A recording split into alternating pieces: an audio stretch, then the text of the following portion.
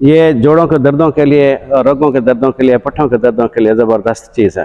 السلام علیکم ورحمۃ اللہ وبرکاتہ۔ سامعین، ہم آج آپ کو دھتورا کے متعلق کچھ معلومات فراہم کر رہے ہیں۔ انشاءاللہ آپ اس سے بہت فائدہ اٹھا سکتے ہیں۔ یہ زبردست جڑی بوٹی ہے، اس کے ساتھ بہت سی ادویات تیار کی جا سکتی ہیں اور ہوتی ہیں۔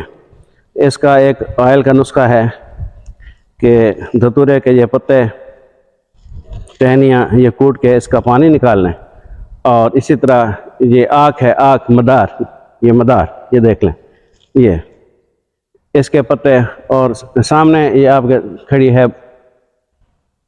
ارنڈ، اس کے پتے۔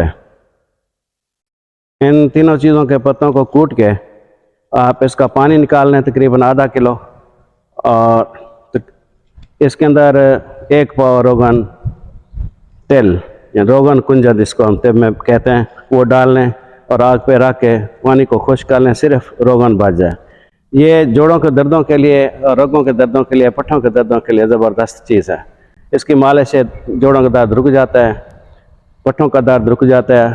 اگر کہیں بھی کوئی اعصاب اکڑ جائیں تو اس کے روغن کو استعمال کرنے سے اعصاب ٹھیک ہو جاتے ہیں۔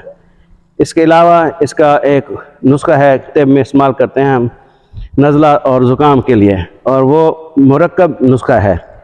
اس کے اندر یہ تخم، یہ اس کا پھل ہے دھتورے کا۔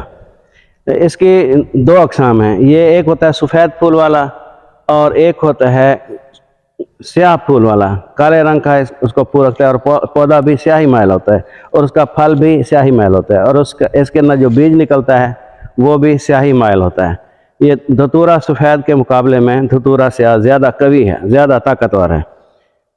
تو نزلہ زکام کے لیے ہم اس کی گولیاں بناتے ہیں۔ دھتورا سیاہ کا بیج 1 تولہ، اور ریوند چینی 1 تولہ، اجوین خراسانی 1 تولہ، سونڈ 1 تولہ، اور کیکر کی گوند 1 تولہ۔